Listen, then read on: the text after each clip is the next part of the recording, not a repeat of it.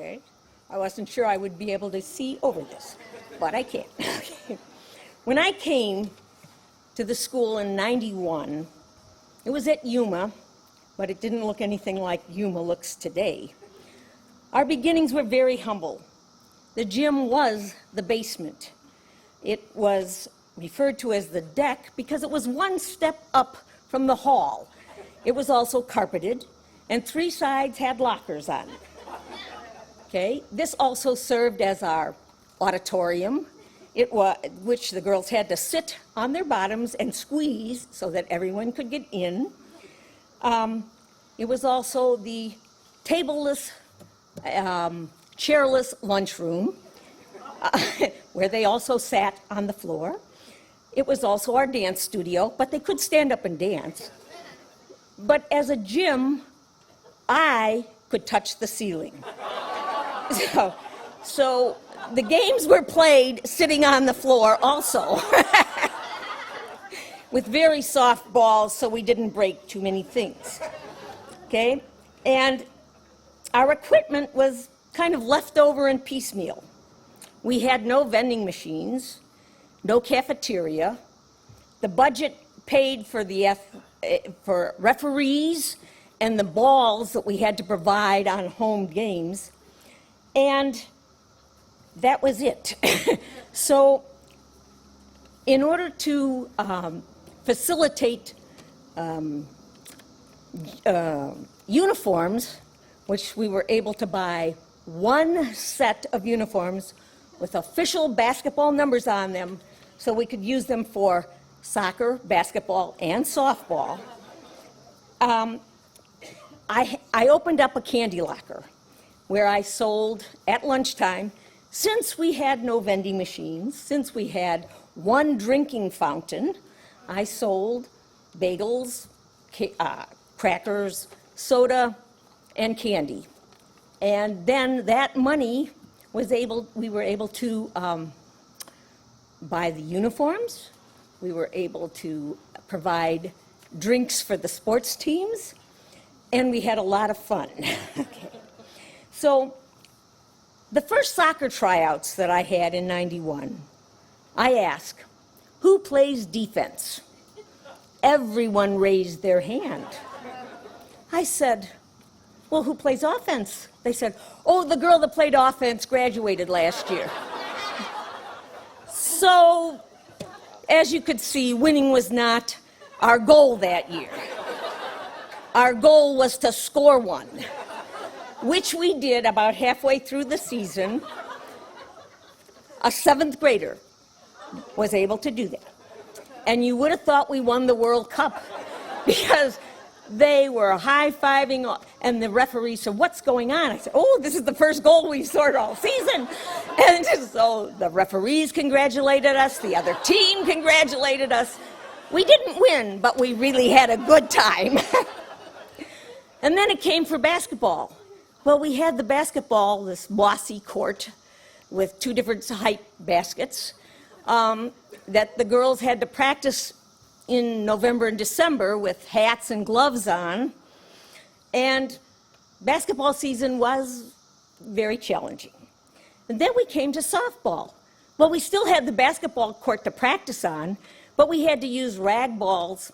And I rigged up a pitching machine with a leaf blower, so we had batting practice.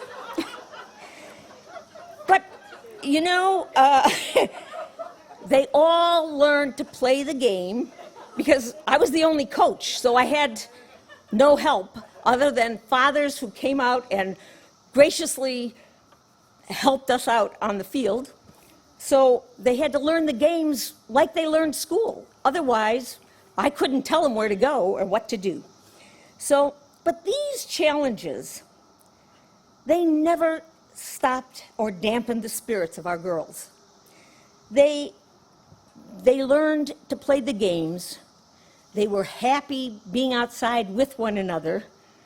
They were always good sports, losing, and once in a while we won, or at least tied some of the games.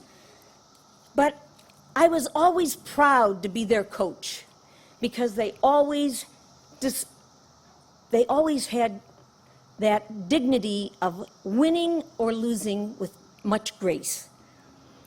I can't thank the parents, the girls, the benefactors, the friends who have done this so much for Oakcrest in allowing the girls to be able to play and compete. And to have these beautiful facilities. No one would have ever guessed in '91 that we would have even a tent, you know.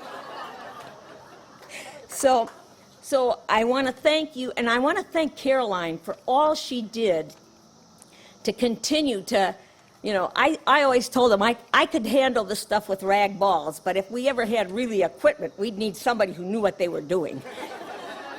So thank you all for everything.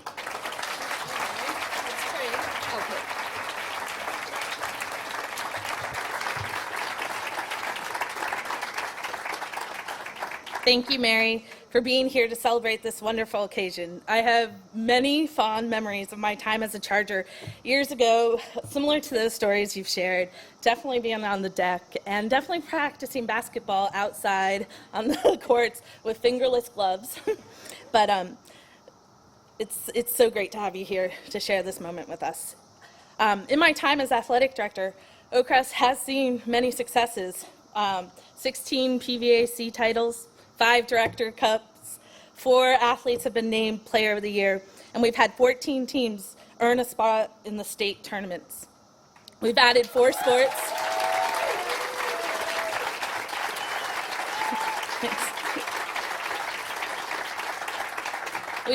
We've added 4 sports, increased our total number of teams to 24, and yearly, more than 80% of our students participate in team sports or a fitness program led by our athletic department.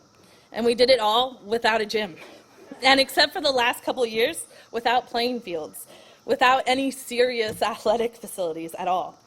Our successes are owed to the determination, hard work, and sportsmanship of our student athletes and to our excellent team of coaches and faculty, such as Coach Prskowski, who leads our varsity soccer team, and our physical education classes. I know she's most excited to move into a gym. And more recently, to the addition of Coach Sarah Robertson leading our volleyball and softball teams. Our successes are not measured only in titles and trophies. They are seen in our students' appreciation of athletics and physical exercise as part of the development of the whole person, which is what an Oakcrest education is all about.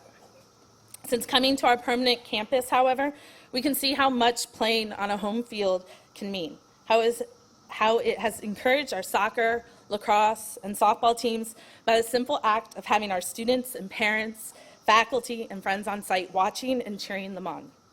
As we break ground today on the Athletic Center, we can finally look forward to having a home for every Charger, past, present, and future. Chargers will gather here to compete, to cheer, and to join together as a community. Just imagine class cheers ringing in the rafters, alumni varsity basketball games being reinstated, just hosting our own home games here in our gym, where we all can cheer your daughters, fellow students, and friends. Our physical education classes, our sports teams, and our fitness programs will have a state-of-the-art space that not only meets our current needs, but will also allow the athletic department to grow and to meet the expanding and changing aspirations of every Charger. This truly is a milestone in the unfolding Oakcrest story. Thank you.